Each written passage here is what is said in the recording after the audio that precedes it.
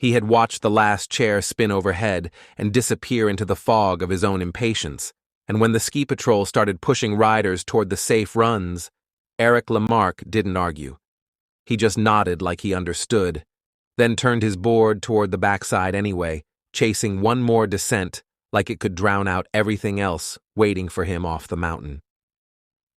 Late on February 6, 2004, LeMarque was 34, a former professional hockey player who had skated for France at the 1994 Winter Olympics and now lived in Los Angeles.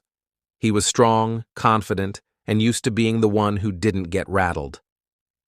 That afternoon at Mammoth Mountain, he carried almost nothing: a light jacket and thin layers, a cell phone with a dead battery, an MP3 player, a few pieces of gum, and a small bag of meth that later reports said was in his pocket.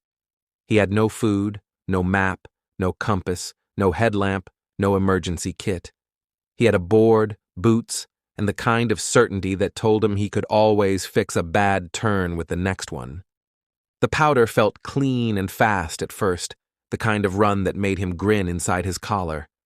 Then the slope rolled away into unfamiliar terrain.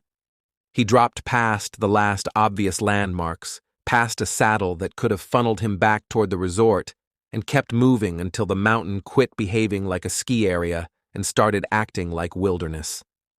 When the grade flattened, he tried to glide through it, but the speed died. He unstrapped, sank knee-deep, and started walking, dragging his board behind him. Every direction looked like it could be right if you wanted it badly enough. He picked one and committed. It was the first of a string of commitments that kept him alive and also kept him lost.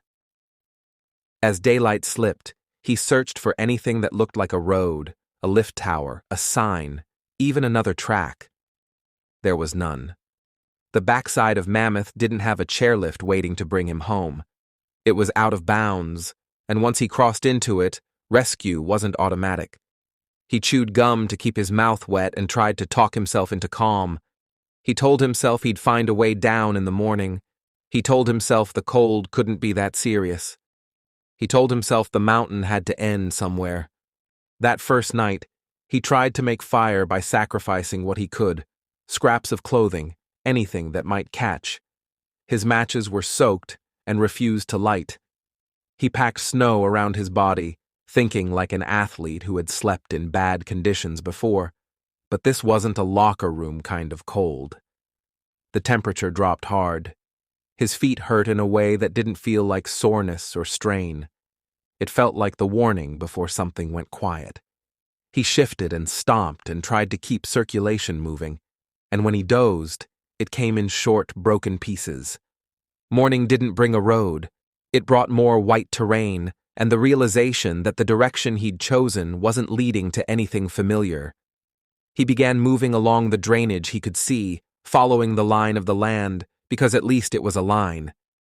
Later accounts described him walking south along the San Joaquin River, deeper into remote country, away from the resort. He didn't know it then. He only knew that standing still felt like dying. The days blurred into a routine built from small, desperate tasks. He dug shallow shelters and snow caves with his hands and the edge of his board, folding himself inside at night because exposed skin went numb quickly. He tried to melt snow for water. He chewed pine needles and scraped bark, forcing himself to swallow for calories that barely counted. When aircraft passed overhead, he ripped pieces of cloth from his clothing and left them behind like breadcrumbs, hoping a searcher would notice something unnatural against the snow. He stared at his MP3 player's glowing screen and at times tried using it as a signal, holding it up when he heard rotors or engines, as if that tiny blue rectangle could reach a pilot who didn't know where to look. Somewhere in that week, his feet stopped being feet. The pain spiked, then changed. Blisters formed. Skin split. He later described them blackening. At one point, he couldn't get a boot on properly. He moved with one foot half out of the boot, no socks, the other foot bare against snow, trying to walk and collapsing. Each fall stole heat and time. Each time he stood again, it took longer. Search teams were out, but Mammoth's backcountry was huge. He had slipped into the Ansel Adams wilderness, vast, steep, and unforgiving, where one person's tracks could vanish under wind and new snow. He was trying to help them, but he was also fighting himself. The meth didn't feed him. It didn't warm him. It only sharpened the edges of the moment, and then left him emptier. The longer he stayed out there, the more his mind negotiated. Keep moving. Rest now. Move later. Just make it to that ridge. Just make it to those trees. On the last day, exhaustion pinned him. He reached higher ground near a feature later identified in reports as the slopes above Pumice Butte, and he collapsed into the snow. He didn't lie down like someone taking a break. He lay down like a person whose body had started making decisions without asking permission. He heard a helicopter and tried to sit up. His arms felt slow. His hands didn't want to close. He forced them anyway. The helicopter came back. Rescuers located him after 8 days.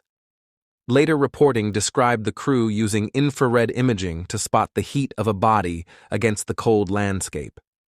When they got him out, his core temperature was dangerously low, reported around 86 degrees. He was alive, conscious, and close enough to death that the difference felt like a thin sheet of glass. He wanted to keep talking, to keep control, to keep the story in his hands. The medics focused on getting him warm and getting him down. He was flown to care in Southern California and treated for severe hypothermia, dehydration, and frostbite so deep it had already decided what it would take. In the hospital, the reality arrived in stages. At first he tried to be optimistic, telling doctors he could still move his toes.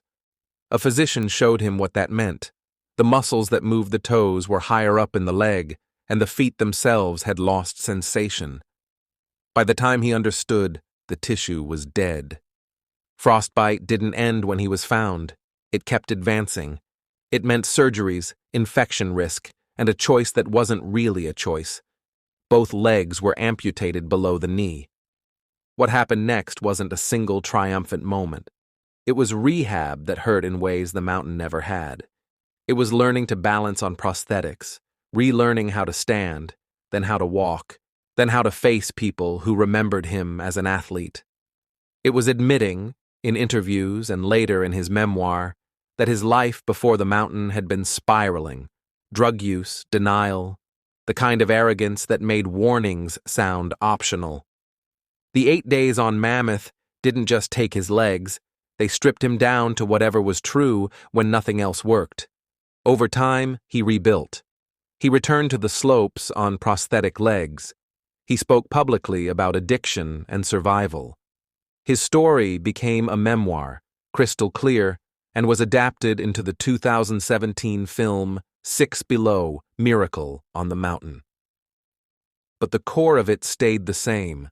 A man who went out unprepared, who crossed a boundary he didn't respect, and who learned, minute by minute, bite by bite of bark and pine, that survival was less about being fearless than about refusing to quit even after the body started failing.